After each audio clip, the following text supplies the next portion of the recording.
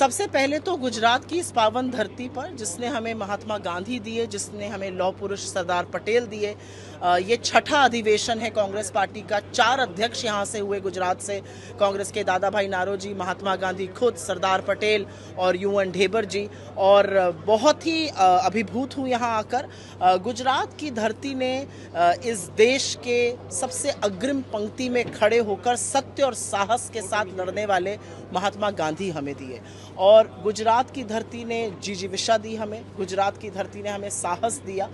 मैं एक चीज़ ज़रूर बोलना चाहती हूँ, जब हम गुजरात में हैं तो बापू की सीख अहिंसा सत्य को ही लेकर हम आगे बढ़ रहे हैं। जिस न्याय पथ की हम बात कर रहे हैं, बापू ने क्या कहा था कि जब तक अंतिम पंक्ति में खड़े व्यक्ति के साथ ठीक नहीं होता तब तक न्याय संभव नहीं है। हमारे न्याय योद्धा राहुल गांधी, हमारे न्याय योद्धा खड़गे जी वही संभव करने का प्रयास कर रहे हैं। मैं अभिभूत हूँ और बहुत गर्वान्वित महसूस करती हूँ कि एक ऐसी पार्टी का हिस्सा हूँ जो इस साल 100 साल गांधी जी के कांग्रेस अध्यक्ष हुए और 150वीं जयंती सरदार पटेल की मना रही है।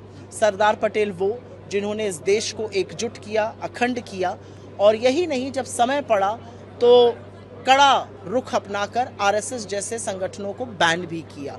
मैं ये ज़रूर बोलना चाहती हूँ कि संकल्प, समर्पण और संघर्ष जो हमारा न्यायपथ के अधिवेशन में नारा है, वो हम सबका बैज ऑफ ऑनर है, वो हम सबका प्रेरक है और उसी को लेकर हमें आगे बढ़ना है। कांग्रेस पार्टी का इतिहास ये बताता है कि देश को जब जब जरूरत थी कांग्रेस पार्टी देश के लिए खड़ी थी।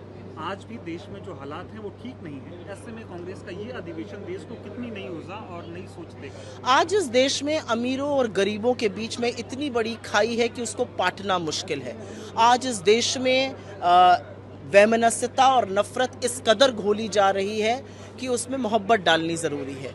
आज इस देश में अमीर को गरीब से, अगड़े को पिछड़े से लड़ाया जा रहा है। आज इस देश में दलितों, पिछड़ों, आदिवासियों के हक का लगातार हनन हो रहा है। तो चाहे वो ब्रिटानिया हुकूमत को घुटने टेकवाना हो या इस रेजीम को पछाड़ना, हमने लगातार वो काम किया है। हम मोहब्बत की बात करते हैं, हम सत्य की बात करते हैं, हम साहस की बात करते हैं और उसी को लेके कांग्रेस आगे बढ़ेगी।